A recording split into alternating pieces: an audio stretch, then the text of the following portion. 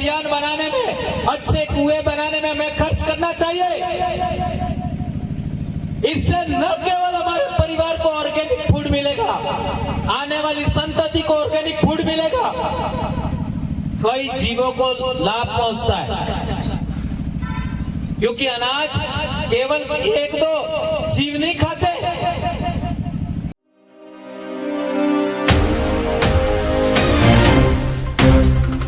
सीखो, बदल जाओ वक्त के साथ या फिर वक्त बदलना सीखो, मजबूरियों को मत कोसो, हर हाल में चलना सीखो। इन पंक्तियों को चरितार्थ करने वाले हमारे ट्राइबल एम्प्लॉय फेडरेशन और हमारे इस मिशन समाज के मार्गदर्शक, अब मैं दादा को आमंत्रित करना चाहूंगा, आदरणीय भवन दादा को, कि आप हमें आज इस सुंदर अवसर पर अपनी बात मार्गदर्शन के रूप में रखें। आदरणीय दादा।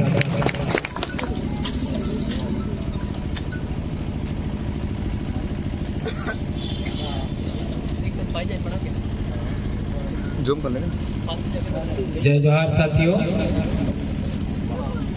आज बांसवाड़ा जिले में ट्राइबल एम्प्लॉयज फेडरेशन का हमारा राज्य स्तरीय अधिवेशन हो रहा है। उसमें आप सब पधारे और समाज के बारे में, हमारी शिक्षा, स्वास्थ्य, जैव विविधता, हमारे हक अधिकार और हमारे समाज के अस्तित्व पर जो समस्याएं आ रही है, उन सब को ध्यान में रखते हुए आपने अपनी बात रखा। और यही एक अवसर है जहां पर हम लोग हमारे समाज के बारे में और हमारे समाज की जो परिस्थितियां हैं वर्तमान में, उनके बारे में हम लोग एक निर्णय लेने का प्रयास करते हैं। उस प्रयास की कड़ी में आज आप लोगों ने बांसवाड़ा के सभी भाइयों को धन्यवाद अर्पित करना चाहिए कि उन्होंने इतना बड़ा व्यवस्था किया और इतना बड़ा हमारा कार्यक्रम हुआ। दोस्तों, हमारा जो ट्राइबल एम्प्लॉयज फेडरेशन के कार्यकर्ता या फिर हमारे सदस्य जो हैं, साथी लोग हैं, वो केवल इतने नहीं हैं, इससे 5 गुना अभी घर पे हैं। ये बात हम लोग सब जानते हैं। समय और कई सारी बातें ऐसी हैं कि हम लोग सारे लोग समय नहीं दे पाते हैं, और कई भाई थोड़ा सा अंदर से जो डर होता है उसको निकाल नहीं पाए। थोड़ा सोचो, हमारे जैसे जो व्यक्ति ज्यादा से ज्यादा ट्रांसफर झेल चुके हैं, केस झेल चुके हैं, उन्होंने थोड़ा साहस नहीं दिखाया होता तो आज हम कहाँ होते। तो साहस करना पड़ेगा, अपने अंदर से डर निकालना पड़ेगा, तो हम लोग बहुत अच्छा काम कर सकते हैं। जैसा कि हमारे भाई रंग जी ने कैलेंडर के बारे में बताया था, उस कैलेंडर में आप लोग केवल ये तारीख के लिए कैलेंडर नहीं है, इसके पीछे जो लिखा हुआ है हमारे समाज के इतिहास के बारे में, उसको आप लोग पढ़िएगा। इसको संकलन करने में बहुत बड़ा समय लगा है, और हम हमारे आसपास में जितने इंडिजिनस प्लांट्स हैं, पेड़ पौधे हैं, ट्रीज हैं, फ्रूट्स हैं, उनके बारे में भी, उनके कब फूल आते हैं हमको आइडिया नहीं होगा, क्योंकि ये चीजें हमको कभी पढ़ाई नहीं गई। जब पढ़ाई नहीं गई या हमारे सिलेबस में नहीं आती है तो हमको इतना नॉलेज नहीं होता है। तो उसके बारे में भी बहुत सारी चीजें आप पढ़ सकते हैं। एक जो बात मैं आपके बीच में और कहना चाह रहा हूं कि यहाँ पर हम लोग केवल यहाँ हमारी बात रखने के लिए नहीं आए हैं, हम लोग कुछ ऐसा सोचने के लिए, या फिर हमारा समाज के बीच में हमको जो आरक्षण की वजह से या फिर सर्टिफिकेट लगाने के बाद में हमको सेवा मिली, राजकीय सेवा, तो उससे जो हमको लाभ हुआ, उस लाभ को हम रिटर्न कैसे करें। जिस तरीके से आज हमारे समाज में पूर्वज पूजा होती है, तो पूर्वज पूजा का मतलब होता है हमारे पूर्वजों का हमारे ऊपर कोई ऋण है, वो ऋण हम कैसे चुकाएं। जैसे हमारा कहीं पर खेत बना या हमारा मकान बना या कहीं पेड़ पौधे लगाए, तो वो हमारे आने वाली जनरेशन के लिए हमारे पूर्वजों ने बनाया। तो इसको ध्यान में रखते हुए हम हमारी हमारे पूर्वजों की उपासना करते हैं, पूजा करते हैं। तो एज इट इज हम लोग को जो देश के राजस्व में से हिस्सा मिल रहा है, हमारे समाज का वो हिस्सा है, और उस हिस्से से हमारा घर का दाना पानी चलता है, हमारी सुख सुविधा का ध्यान रखा जाता है। तो हम लोग हमारे समाज का ये ऋण उतारने के लिए हम लोगों को काम करना चाहिए, और इसी एक उद्देश्य को ध्यान में रखते हुए, ये सबसे बड़ा उद्देश्य, इसको ध्यान में रखते हुए हमारा ट्राइबल एम्प्लॉयज फेडरेशन काम कर रहा है, और हम लोग बहुत अच्छे तरीके से आगे काम कर रहे हैं और करेंगे, यह हमें पूरा विश्वास है। और हमारा समाज अब निरंतर तेज गति से बड़े बड़े प्रोजेक्ट हम लोग बनाने में कामयाब हो रहे हैं। दोस्तों, पिछले दिनों हम गुजरात गए थे, अभी 2-4 दिन पहले 13 तारीख का जो हमारा कार्यक्रम सूरत में था, उसमें पूरे देश भर से लोग आए थे, और वहां हमारे समाज को कैसे स्वावलंबी बनाए, यानी हमारे घर में जितनी जरूरतें हैं, साबुन, मसाले, यहाँ तक कि हर एक प्रकार की चीजें, आपका कपड़ों के बारे में, और ये जो आपका मकान बनाने में जिन चीजों की जरूरत होती है, तमाम प्रकार की चीजें हमारे समाज द्वारा बनाई जा रही है। बाजार पर हमारी निर्भरता नहीं होनी चाहिए। हम लोग हमारे समाज को किस तरीके से स्वावलंबी बनाएं, और उसके लिए खेती बाड़ी के द्वारा जो चीजें हमें उत्पादित होकर के मिलती है प्राथमिक, इनका द्वितीयक और तृतीयक माल बना करके मार्केट में कैसे बेचे। हमने वहां पर देखा कि कर्मचारी बंधुओं के परिवार में बनी हुई चीजें कर्मचारियों के बच्चे बेच रहे हैं। ये बहुत बड़ी बात देखी।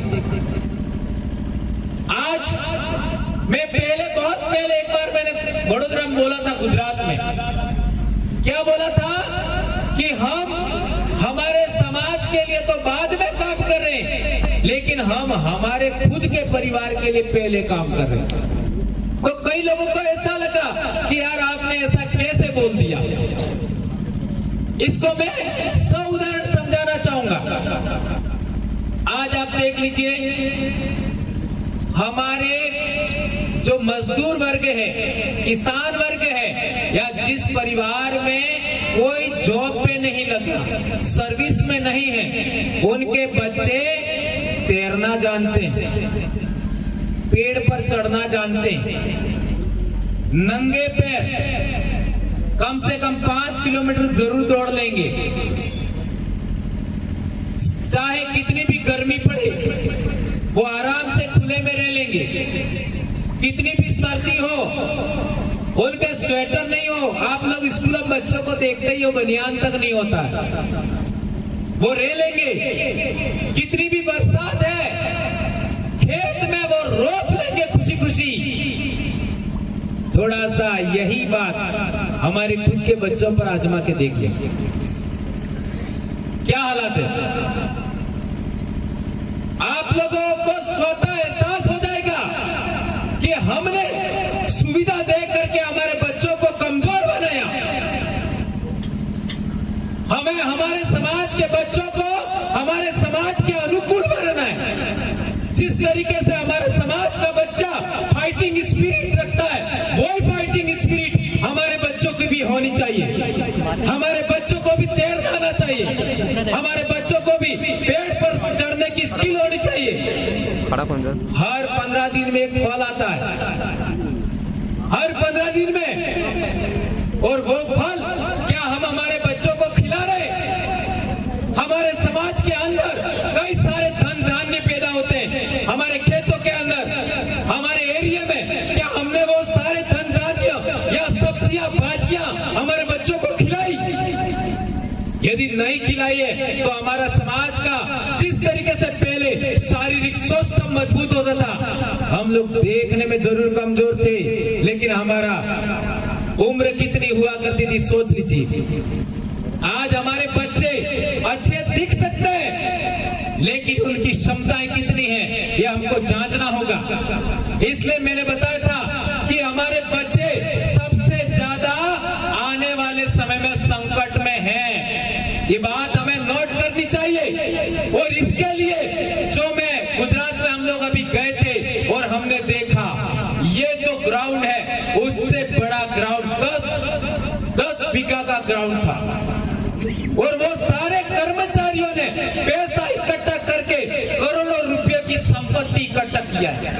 कर्मचारियों ने इतना बड़ा आपका ग्राउंड बनाया और कितना हम लोगों ने 7 से 8 किलोमीटर तक तो ऐसा देखा कि हाईवे के दोनों तरफ आपका बांस की टोकरियों पर ये पापड़ सुखाए हुए हमने देखे और वो पापड़ हमारे अपने समाज के लोग बनाते हैं और उसको बाहर बेचते हैं। और एक बड़ी बात बताऊं, पिछले साल का 4 करोड़ रुपए का तो अकेला हल्दी पाउडर बेचा। हल्दी पाउडर सोच लीजिए, 4 करोड़ रुपए का। और ये सारे संचालन करने वाले कर्मचारी भाई है। इतना बड़ा बात और बहुत सारी बातें मैं आपके बीच में नहीं कहूंगा, क्योंकि वहां हमने क्या क्या देखा। साबुन भी खुद बना रहे हैं, पाउडर, क्रीम, क्या क्या चीजें खाने की। वहां पर हमने ऐसे अनाज देखे जो हमने बचपन में देखते थे। उन अनाजों का रेसिपी कई प्रकार का, यहाँ तक कि अचार, चटनियां, कई प्रकार की चटनियां हमने वहां पर देखा। पीसे हुए मिर्च अलग अलग वैरायटी में, उनको हमने देखा। तो ये सब चीजें हमें यहाँ स्थापित करनी चाहिए। हमारे इलाके में भी इस तरीके का व्यापारिक सोच होने चाहिए और वाणिज्यिक सोच के साथ हम हमारे समाज को स्वावलंबी बनाएं। ये सोच हम लोगों को आज यहाँ से प्रण लेके जाना चाहिए। हमारा मकसद केवल आपका चर्चा करना नहीं है। एक थोड़ा सा उदाहरण देना चाहूंगा। हमारा समाज का संख्या कितना है? एक जिले में कितनी संख्या हमारी? कम से कम 14 से 15 लाख आदिवासी रहते हैं एक जिले में। हमारे जिले कितने हैं? 6 जिले तो माने, डूंगरपुर, बांसवाड़ा, प्रतापगढ़, उदयपुर, सलूंबर और राजसमंद, सिरोही को मिला के, पाली को मिला के 6 जिले तो माने मूल। यदि हर एक जिले के अंदर औसतन हम 10 लाख भी मान ले तो 60 लाख से 70 लाख आदिवासी इस दक्षिणी राजस्थान में रहते हैं। यदि दक्षिणी राजस्थान के इतने आदिवासी लोगों को हम एक इकाई मान करके हम सोचें तो क्या इतने आदिवासियों को हम नौकरी दिला पाएंगे? कितनी भी मेहनत कर लें, क्या हम लोग नौकरी दिला पाएंगे? इतनी नौकरियां ही नहीं है। पूरे राजस्थान में 4 से 5 लाख नौकरियां हैं। हम सभी लोगों को नौकरियां नहीं दिला सकते और सभी आदिवासियों का पेट जरूर है, सही है। और हमारे अपने बच्चे भी नौकरी लग जाए उसकी गारंटी क्या है? क्या गारंटी है? इसलिए मैं एक बहुत महत्वपूर्ण आप सबके बीच में कहना चाहता हूं। मैं ऐसा मानता नहीं कि आप यहाँ जो बैठे हुए सुन रहे हैं वो ऐसा करते हैं, लेकिन चूंकि मेरा वीडियो सब तक जाता है इसलिए मैं कहना चाहता हूं कि दिन डूबने के बाद मौज मस्ती के मूड में कितने कर्मचारी होते हैं? सही कह रहा हूं, गलत कह रहा हूं? इतना ही बोल देता हूं। और 500 रुपये उड़ा के आ जाते हैं। मेरे भाई कह रहे ज्यादा। ये बहुत बड़ी बात है मेरे भाइयों, ये बहुत गलत बात है। यदि आपको इतना ही मजा मारना है तो आप अपने माँ बाप की वजह से हो, उस शहर में बैठे हो, बंगले में बैठे हो, कार में घूम रहे हो, आपके माँ बाप की बदौलत हो, आपके दादा दादी की बदौलत हो, आपके सास ससुर की बदौलत हो, आपके दादी और ममाई की बदौलत हो। उनके लिए वो जो चाहते थे उसके अनुरूप क्या आपने खेत खलियान बनाए, कुएं बनाए। कितने लोगों ने खेत खलियान कुएं बनाए? ये मैं आपको नहीं कह रहा हूं, ये सवाल किया जाना चाहिए।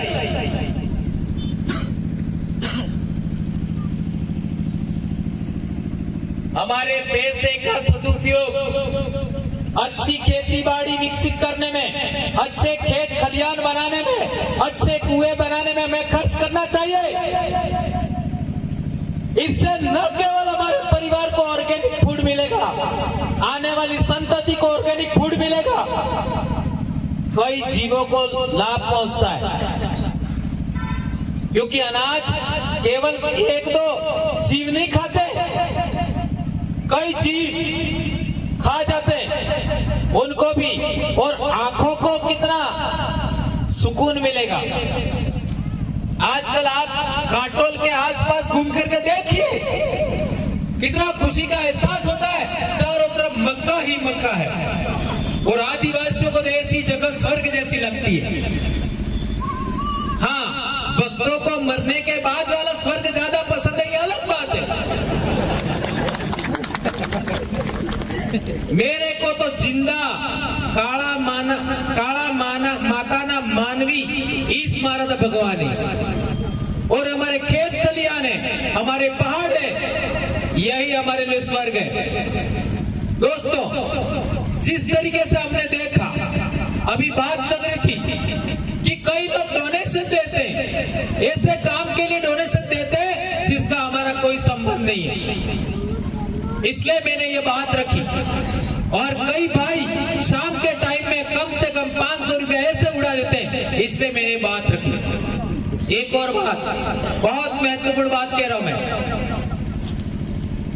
ट्राइबल एम्प्लॉयज फेडरेशन को किस रूप में विकसित कर रहे हैं हम लोग? आदिवासी परिवार के माइंड के रूप में विकसित कर रहे हैं। Is it right?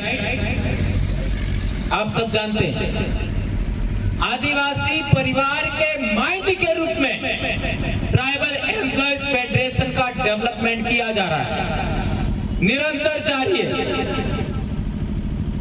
यदि माइंड अच्छा होगा, यदि माइंड अच्छा होगा तो सब चीजें अच्छी होंगी। माइंड सही होगा, निर्णय सही होगा, और निर्णय सही होगा, व्यवस्था सही होगी, और व्यवस्था सही होगी, हर काम सही होते चले जाएंगे। और आदिवासी परिवार ने जो व्यवस्था कायम किया है, उस व्यवस्था का तोड़ किसी के पास नहीं है। हम निरंतर आगे बढ़ रहे हैं, और हमारा कोई भी विरोध नहीं कर पा रहा है। जितना ज्यादा विरोध होता है, उतनी ज्यादा हमको सफलता मिलती है। ये बात आप लोगों ने देखा होगा। यदि आप आदिवासी परिवार के माइंड हैं, यदि आपको निर्णय करने का पावर दिया है, तो आप लोगों को निष्पक्ष न्याय करना सीखना होगा। और निष्पक्ष न्याय करना इतना आसान नहीं होता। निष्पक्ष न्याय करने के लिए आप लोगों को भी बगैर पक्षपाती होना चाहिए, बगैर पक्षपाती। और यदि आप बगैर पक्षपाती होते और आपका लक्ष्य अपने समाज को आगे बढ़ाना है, कई लोग कहते हैं कि हमें सभी समाजों के लिए काम करना चाहिए। आज सबसे ज्यादा हाशिए पर कौन सा समाज है? आदिवासी समाज। 8वीं में किताब है, सामाजिक में पाठ है, हाशियाकरण की समझ, वो आदिवासी के लिए पाठ है। कई लोग तो इस पाठ को आज तक पढ़े ही नहीं, वो टीचर के अलावा लोग दूसरे लोग जानते ही नहीं। उसमें जो बातें लिखी है समाज के सामने हम रखें। और दूसरी बात, हम सबसे ज्यादा हाशिए पर है, नंबर 1। और दूसरा, हर एक दूसरा समाज जब आदिवासी की बात आती है तब वो थोड़ा सा भेदभावी हो जाता है। Am I right? जब आदिवासी की बात आती है तब हर एक दूसरा समाज थोड़ा सा भेदभावी हो जाता है। तीसरी महत्वपूर्ण बात है, हम लोग इंडिजिनस पीपल हैं। इंडिजिनस यानी हमारे पूर्वज लाखों पीढ़ियों पहले यहीं पैदा हुए, इसी मिट्टी के हैं हम। जिस तरीके से महुआ यहाँ पैदा होता है, सागवान यहाँ पैदा होता है, इस तरीके के जो यहाँ इंडिजिनस प्लांट्स हैं, इंडिजिनस ट्रीज है, इस तरीके से इंसानों में हम लोग यहाँ इंडिजिनस है। और अगली बड़ी बात है कि हमारे पूर्वज थोड़ा समय पहले, 500 साल पहले हमारे पूर्वज राजा थे। 1530 तक तो बांसवाड़ा में हमारा राजा था। उस समय मुगल लोग आए थे। जब मुगल लोग भारत में आ चुके थे, तब बांसवाड़ा में हमारा भील राजा था, और कुशलगढ़ का राजा तो और बात तक था। जब हमारे पूर्वज राजा हुआ करते थे, तब ये समतल जमीन किसके पास थी? किसके पास थी? हमारे पास। और आज हमारे पास क्या है? पहाड़ और जंगल। और अभी खनन के नाम पर, वन के नाम पर हमारे समाज से पहाड़ भी छीने जा रहे हैं। और तो और सुप्रीम कोर्ट के जजमेंट होने के बावजूद, संविधान होने के बावजूद, 5वीं अनुसूची होने के बावजूद आदिवासियों को तो जंगल से बाहर किया जाता है, और उद्योगपतियों को जंगल अलॉट किए जा रहे हैं। हसदेव का उदाहरण, 5वीं अनुसूची क्षेत्र में ही हसदेव है, और 5वीं अनुसूची क्षेत्र के अंदर ही केवड़िया है, और 5वीं अनुसूची क्षेत्र में ही सातपुड़ा है, जहां 7 डैम बना रहे हैं, पहाड़ों के नीचे टनल बना रहे हैं, सारा पहाड़ डुबो देंगे। और वो माउंट आबू से भी बेहतरीन सुंदर इलाका है, वहां बेहतरीन क्लास के आम पैदा होते हैं, जिसका आमचूर दूसरे देशों में जाता है। और केवड़िया में तो हमारा आदिवासियों का पूजा स्थल था, उसको हटा करके सरदार पटेल का स्टेचू खड़ा कर दिया। और इतना बड़ा जंगल हसदेव का, आपका यूं ऊंचा देखोगे तो आपका टोपी गिर जाएगा, इतना ऊंचे पहाड़ से जंगल, ऊंचे ऊंचे। आप इसका पत्ती काटने से एक बार सोच विचार करेंगे, वो रातों रात गिरा दिए। और वो भी कब? चुनाव हुआ, अभी सरकार बनी नहीं, और न जाने बैक डेट में या फिर क्या ऑर्डर निकाले और सरकार बनने से पहले रातों रात काट डाले, पुलिस लगा कर। क्या हो रहा है? ये जो परिस्थितियां दूसरे इलाकों में हो रही है, ये आने वाले समय में हमारे इलाके में होने वाली है। और आप लोगों को मालूम ही होगा, गोल्ड माइन का नीलामी हो रहा है जगपुरा में, भूखिया में। सही कह रहे हो, गलत कह रहे हो? तो आने वाले समय में क्या होगा? ये पालोदा और ये आपका तरताई माता के आसपास एरिया में देख लीजिए, जो माइनिंग चल रही है मार्बल की, वहां का एरिया किस तरीके लोगों ने बना दिया। सुंदर इलाका एक किस तरीके से उन लोगों ने उजाड़ सा बना दिया है, मार्बल स्लरी के पहाड़ खड़े कर दिए। क्या होगा आने वाले समय में? इसलिए मेरे भाइयों, हमें हर तरीके की बातें जो हमारे दिमाग से या हमारी सोच से विरोधाभासी लगती है, या हमारा कहने का मतलब किसी तरीके का विरोध भी है, नाराजगी भी है, तो भी हमें आदिवासी परिवार और ट्राइबल एम्प्लॉयज फेडरेशन को निस्वार्थ भाव से हमें आगे आकर के काम करना होगा, बगैर किसी स्वार्थ के। और आप लोगों से मैं आग्रह करूंगा कि आप लोग बगैर स्वार्थ के समाज के लिए काम करेंगे। रही बात नौकरी की, नौकरी जाने वाली नहीं है, ट्रांसफर भी अब ज्यादा होने वाले नहीं है, क्योंकि लोगों को मालूम है, सरकार को जितना ज्यादा ट्रांसफर करेंगे ये लोग उतने ज्यादा मजबूत हो रहे हैं, पता उनको। और आज की तारीख में तो ऑन रिकॉर्डेड 10.5 लाख लोग आपके साथ में, ऑन रिकॉर्डेड। ये लोकतंत्र में सरकारें इसको देखती है, इनके फॉलोअर कितने सब पता उनको, और हम कितना बेहतरीन काम कर रहे हैं वो भी इनको पता है। लेकिन पेट उनके साथ भी जुड़ा हुआ है, उनके साथ भी पेट जुड़ा हुआ है, और वो लोग श्रम नहीं करने वाले लोग हैं और हम लोग श्रम करने वाले लोग हैं। और श्रम नहीं करने वाले लोग हैं वो श्रम करने वाले लोगों पर निर्भर होते हैं।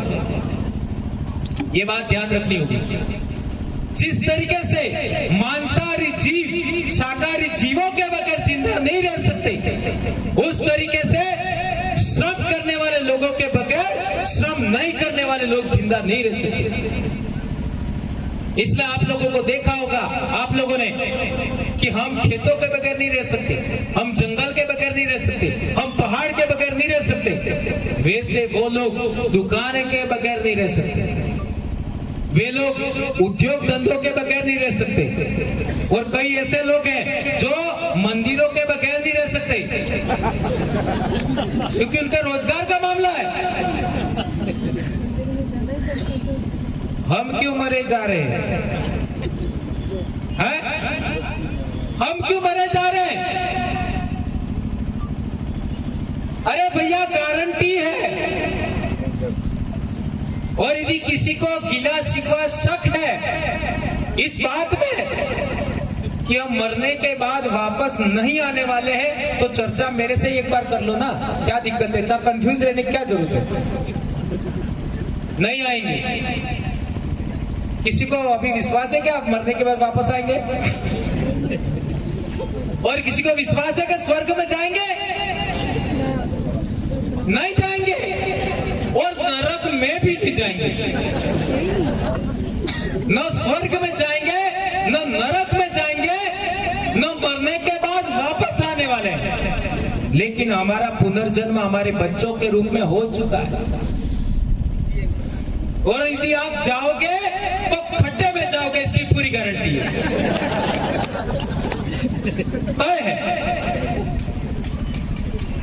बराबर।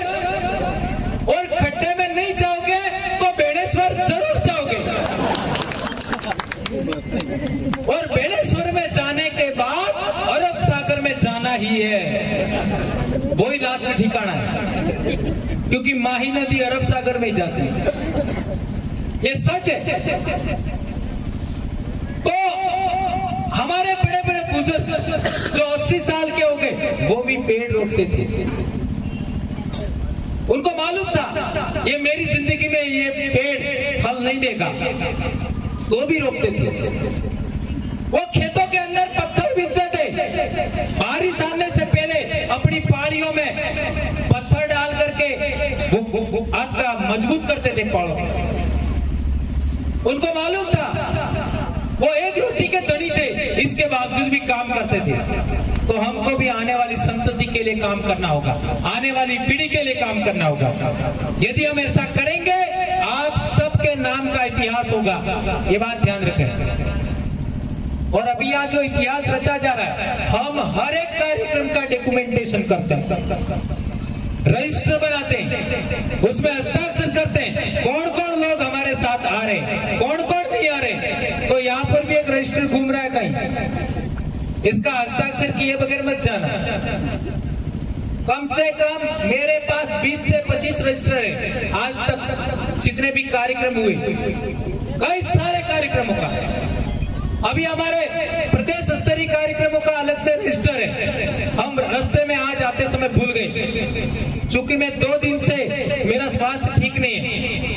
परसों तो मैंने सारा दिन खाना ही नहीं खाया, कल सिंगल टाइम खाना खाया, और आज एक ही रोटी खाई है, क्योंकि मेरे सामने कुछ प्रॉब्लम है, और वो धीरे धीरे अभी ठीक भी हो रहा है। लेकिन लगातार बोलता हूं तो समस्या क्रिएट हो जाता है। तो 2 दिन लगातार बोलने की वजह से मैं बीमार हो गया था। तो मेरे कहने का मतलब यह है कि जो बातें आपके बीच में मैं रख रहा हूं उनका थोड़ा सा आप मंथन करिए। सबसे इंपॉर्टेंट बात जो हमारी बहन ने भी बोला था कि हमारे अपने परिवार के बीच में ये बातें हम दें। कैलेंडर के अंदर जो इतिहास लिखा हुआ है उसको आप मंथन करिए। ये सारा इतिहास नहीं है, पॉइंट है, और वो कितना महत्वपूर्ण है, और हमको कोई आदमी नहीं जोड़ सकता। आपको भी लगता है कि भंवरलाल जी सबको जोड़ देंगे, तो लोग मेरे विरोधी भी हैं। सही कह रहा हूं, गलत कह रहा हूं? तो एक व्यक्ति सभी लोगों को नहीं जोड़ सकता, लेकिन एक इतिहास सबको जोड़ सकता है। ये बड़ी बात है। और आज कई लोग जो हमारा विरोध करते हैं, उनके बच्चे हमारे साथ हैं। ये बड़े पैमाने पर हो रहा है। जो लोग हमको देखना पसंद नहीं करते, हमारे विरोध में काम करते हैं, उनके बच्चे हमारे साथ काम करते। ये कितना बदलाव है। जिन बच्चों को उन्होंने पैदा किया वो हमारे साथ आता, क्योंकि बच्चों को समझ में आ गया।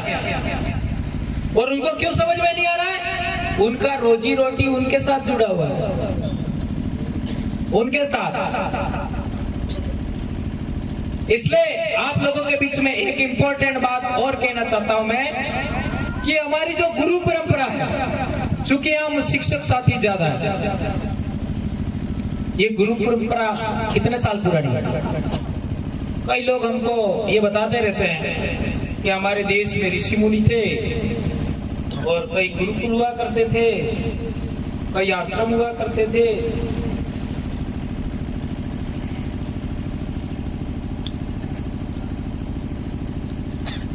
कितने गुरुकुल का नाम पता आपको? बहुत बड़ी बात, आप लोगों को सवाल करना चाहिए कहीं भी हम ट्रेनिंग में जाए। कितने गुरुकुल की बात जानते हैं हम? मुश्किल से 10, मुश्किल से 10, और खंगाल करके देख लो। एक तो बड़ी समस्या ये है कि हमने वो किताबें पढ़ी नहीं। यदि पढ़ते हैं तो उसमें बहुत गंभीर बातें लिखी हुई, गंभीर बातें। और यदि आपको पढ़ना ही नहीं है ना, रात को बिस्तर के अंदर सोना है, सोते सोते सुनना है, तो साइंस जर्नी नाम का चैनल है यूट्यूब पर, उसको आप पढ़िए, सुनिए, तो ऐसे ही आप पढ़ लोगे। लेकिन वो बखान करते रहते हैं।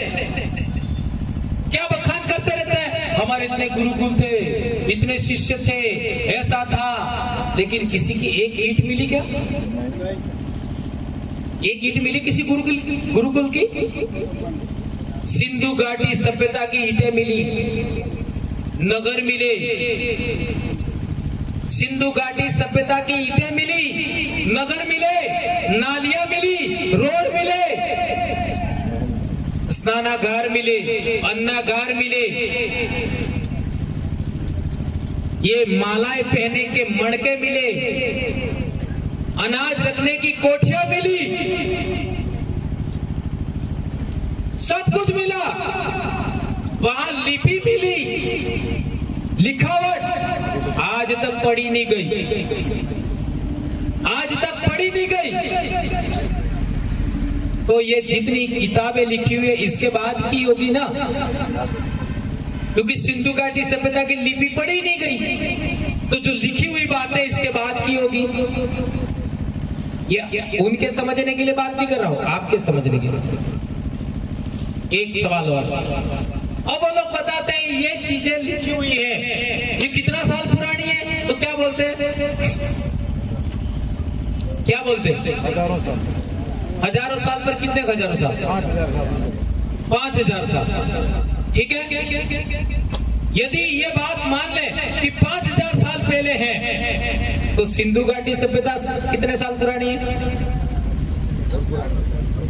3.5 से 4.5 साल।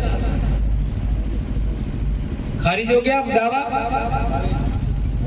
सिंधु घाटी सभ्यता 2700 BC से है, 2700 BC में 2024 छोड़ दो, 4700 साल 4700 साल पहले की लिपि पढ़ी नहीं गई, तो ये कितना बड़ा गपोड़ा है?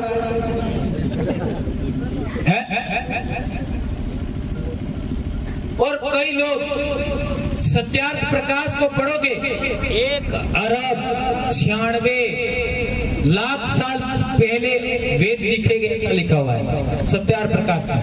1,96,00,000। इस धरती पर इंसान कब, होमोसेपियंस कब बना? देखिए ये सवाल है, ये हमारे दिमाग में होना चाहिए। होमोसेपियंस कब बना? तो 3 लाख साल पहले, 3 लाख साल पहले होमोसेपियंस के प्रमाण मिल रहे। दूसरा है 3 लाख साल पहले होमोसेपियंस के प्रमाण मिले पुरातत्विक।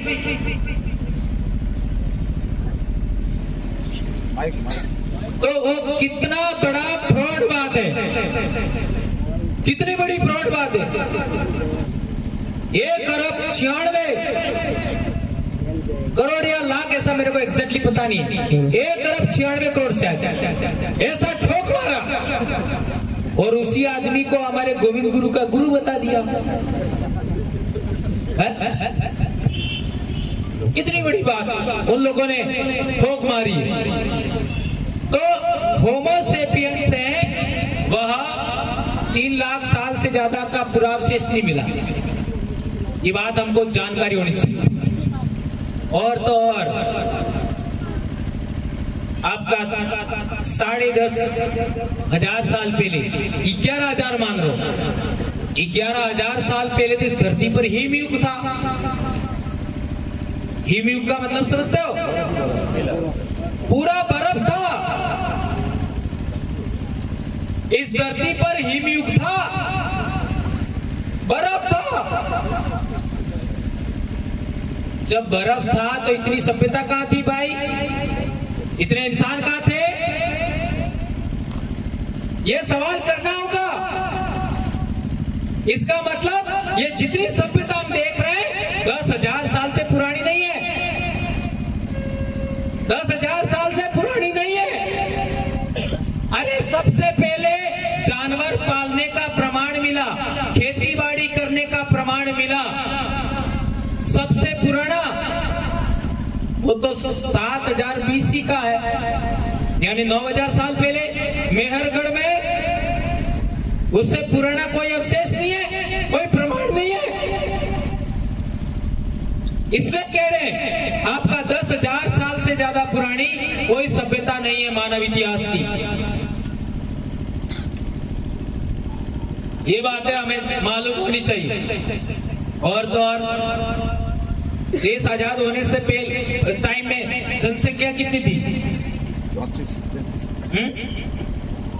30 से 34, 35 करोड़। आज कितनी, कितना गुना होगी? 140 के आसपास 100 करोड़ बढ़ गए, 100 करोड़। और दूसरी बात, देश आजाद होने के टाइम में उम्र कितनी थी? औसतन उम्र कितनी थी? ये तो देश आजाद होने के बाद की बात है, 100 वाली। तो जब हमारा समाज एक जगह ठहरता नहीं था, इधर से उधर भागना पड़ता था, है ना?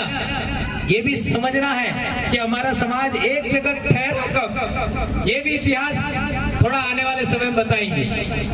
एक जगह से दूसरे जगह पलायन करना पड़ता था आदिवासियों को, इधर से उधर जंगल में। उस टाइम हमारे समाज के लोगों पर आक्रमण भी होते थे। जब आज हमारे गांव पर आक्रमण हो जाए, माना कि लट लेके कोई आ जाए ठोकने के लिए, तो कितने भाग पाएंगे? सोचो, 5%। बाकी या तो गुलाम बन जाएंगे या मारे जाएंगे या हाथ पैर तोड़े जाएंगे। तो कितना बड़ा नरसंहार हुआ होगा, ये भी सोच सकते हो। कितना बड़ा कन्वर्सन हुआ होगा दूसरे समाजों में, दूसरे धर्मों में। ये बात आप समझ सकते हो। औसतन उम्र 40 से 50 थी, औसतन उम्र, इससे ज्यादा नहीं थी। और फिर हॉस्पिटल कहां थे?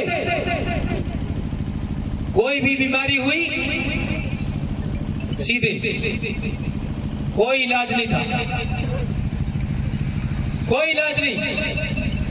और सपनों काल पर जो तारे थे मौका न सोड़ा ने जानवर न हटका न चूरो बनाई बनाई ने बाप दादा जीवता रहे जाम कहीं। इन अकालों में कितने मरे होंगे?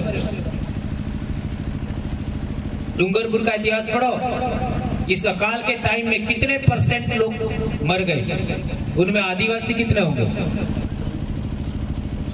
हमें अकालों का इतिहास भी जानना होगा। आज जो लोग समतल जमीन पर बैठे हुए उनका इतिहास भी जानना होगा। हम पहाड़ में कैसे आए, जंगल में कैसे आए, वो इतिहास भी जानना होगा। इसलिए मैं कहना चाहता हूं कि धर्म का भूत जिन लोगों पर चढ़ा हुआ है, संभल जाइए। आपकी आने वाली पीढ़ी खतरे में है, आपका समाज खतरे में है। एक और बात, गुरु परंपरा की बात चल रही थी, तो हमारे गुरुजी कौन थे? संत गोविंद गुरु महाराज। उनसे पहले गुरु कौन हुए? संत सुरमाल महाराज। उनसे पहले गुरु कौन हुए? संत मावजी महाराज। उससे पहले गुरु कौन हुए? कबीरदास जी, रविदास जी, ठीक है। उससे पहले रामापीर, उससे पहले सूफी संत। सूफी संत यूं कह दिया तो आपके मन में कुछ अलग सा भाव भी आ सकता है। आज ये जो भजनावली है, भजन और भजनों में जो नाचने का आइडिया है, वो कहां से आया है? कहां से आया है? इसलिए हमारे छाणी मंगरी पर एक धूनी दरिया पीर की भी है। और एक उदाहरण दूं, गलियाकोट में आदिवासी क्यों जा रहे मजार पर? ये मालपुर में क्यों जा रहे? और अजमेर के जो खादी में वो कौन है, उनका इतिहास देखिए। और खानदेश के अंदर भील तो ऑलरेडी मुसलमान है, आज भी वो पायल तड़वी मुसलमान ही थी। सूफी संतों से पहले नवनाथ 84 सिद्ध गुरु परंपरा है, नवनाथ 84 सिद्ध। उनसे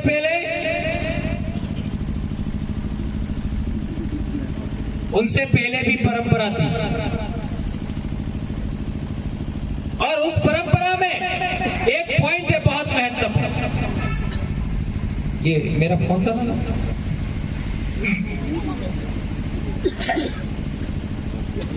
बहुत बड़ी बात, क्योंकि इसका आजकल बहुत सारा गलत व्याख्या हो रहा है, इसलिए मैं बताना चाहता हूं। आज हम लोग बीमार हो जाते हैं, तो बीमार ने આપણે બોલી હું કઈ બીમાર થઈ જાય ને બોલી હું કઈ માદુ पर माधु खैर बिंदु કહેવાય, काम नहीं करे એને माधु पे है હોવાળો। हाँ હોવાળો है, હોવાળો माधु है કહેવાય। मारते एम पूछવું है कि बीमार થઈ જાય એને સ્પેસિફિક એક જ શબ્દ है એવો ભાલો है કાળે જે થઈ ગયું એમ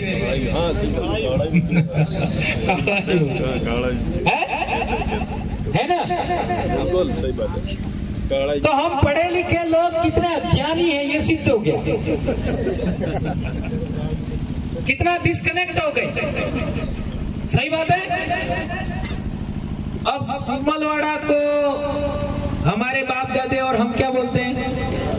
हेमरवाड़ा। उन लोगों ने क्या बना दिया? सिमलवाड़ा। हम ह बोलते थे, उन्होंने स कर दिया। सागवाड़ा को हम क्या बोलते हैं? हगवाड़ो। सर ऊ है, फिर ध्यान रखना पीछे हिमरवाड़ो ऊ, हगवाड़ो ऊ, और यहाँ क्या कर दिया, हगवाड़ो थकी सागवाड़ा, हाबड़ू साबला, बराबर, हड़ुंबर सलुंबर, हा और सा।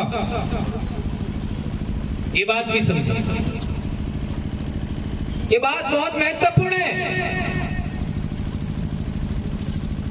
अब सवाल पैदा होता है कि हिंदी भाषा के अंदर हमारे शब्द मैच क्यों नहीं करते। जब हिंदी भाषा में हमारे शब्द मैच नहीं कर रहे तो संस्कृत भाषा में भी मैच नहीं करेंगे। बकरी को संस्कृत में क्या बोलते हैं? अच्छा, और हमारी बोली में बकरी को क्या बोलते हैं? कुकड़ी। कुकड़ी तो बकरी हर को, बकरी हर को लागे। एक और शब्द है साड़ी, ये न हिंदी मैच था न संस्कृत में मैच था। और भेड़ होती है, भेड़, उसको संस्कृत में क्या बोलते हैं?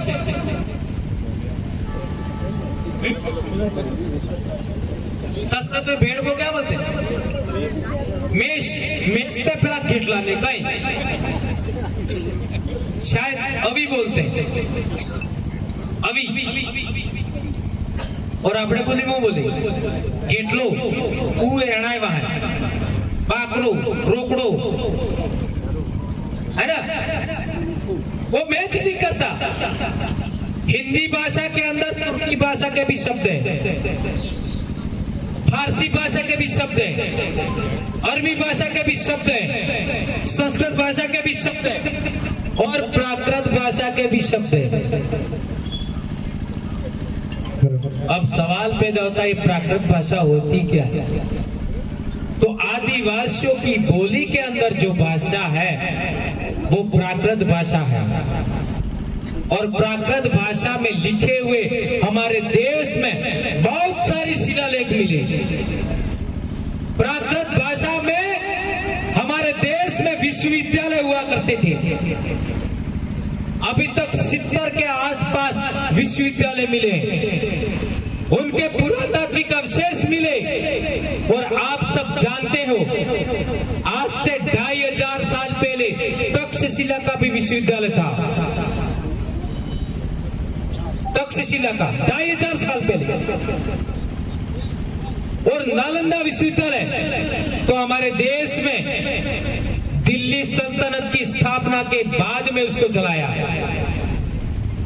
6 महीने तक उसकी लाइब्रेरी चलती रही। 6 मंजिला लाइब्रेरी थी। उसके अंदर 10,000 विद्यार्थी पढ़ते थे, 10,000, और 2,000 शिक्षक पढ़ाते थे। क्या हमारे देश में एक भी स्कूल ऐसी है? एक भी विश्वविद्यालय ऐसा है? दुनिया के दूसरे देशों से लोग केवल ज्ञान के लिए आते थे। आपको इतिहास पढ़ाया कि हमारे देश को लूटने के लिए लोग आए, अंग्रेज लूट के ले गए। कई सारे इस्लामिक आपका आक्रमणकारी थे, वो भी लूट करके लेके गए। लेकिन हमारे देश में पढ़ने के लिए लोग आते थे और यहाँ की किताबें लेके बाहर जाते थे, ज्ञान लेके बाहर जाते थे। ये इतिहास नहीं पढ़ा है। और वो विश्वविद्यालय, वो इतिहास, वो किताबें प्राकृत भाषा की थी। और वो प्राकृत भाषा आज हमारी बोली के अंदर जिंदा है। इसलिए भारत देश के अंदर आदिवासियों की बोली को सबसे ज्यादा खतरे में आज इन लोगों ने डाला है। नेपाली भाषा हमारे देश की है क्या? वो 8वीं अनुसूची में। सिंधी भाषा हमारे देश की है क्या? वो 8वीं अनुसूची में। और भीली हमारे देश का इंडिजिनस स्पीच है। गोंडी भाषा हमारे देश की इंडिजिनस स्पीच है। उसको आज भी 8वीं अनुसूची में नहीं बना है। 8वीं अनुसूची में नहीं डाला, उसका कोई डिक्शनरी नहीं बना, जबकि एक अंग्रेज ने 1895-96 में डिक्शनरी बनाया था, लिखा हुआ है, लेकिन इन लोगों ने उसको भी भुला दिया। तो हमारा काम कितना बड़ा है ये आप सोच सकते हैं मेरे भाइयों, कितना बड़ा हमारा मिशन है, इसको आप लोग समझेंगे ऐसी मैं आशा करता हूं। गोविंद गुरु महाराज वाले ने जय सीताराम बोला, वो तो बोले